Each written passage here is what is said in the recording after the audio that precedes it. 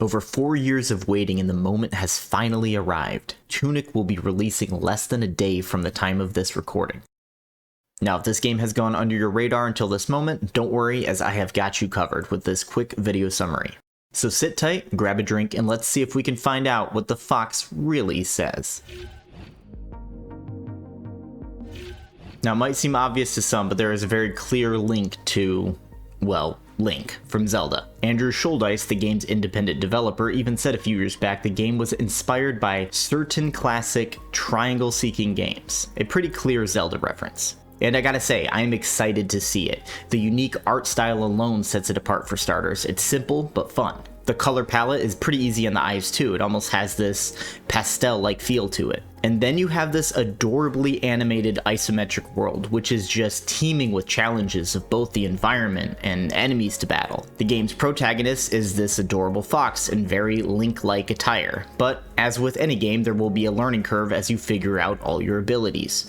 For instance, a lot of the fox's skills are there for you to use right from the start, while some others hinge on finding new weapons and items to use. Those game manual pages will give nods to intermediate and higher level techniques you'll need later against tougher enemies, and by the way, they do get way meaner than bouncing blobs and shady foot soldiers. But let's cut to the chase. It wouldn't be a true adventure game without a trove of treasure and secrets to unlock for those seeking to discover, would it? This game is going to have plenty of that. And this task may end up being easier for veterans of the Zelda franchise as well, so try to put yourself in that mindset when rummaging around in this world for hidden goodies. Some areas, though, are clearly not for you early on, so be careful where you're searching for, because if you step in the wrong area, you may just be in over your head. This type of open world experience I have long enjoyed, and it always gives me a sense of earning my progress. Not necessarily saying this is a true open world experience, but that's kind of what I'm attributing it to.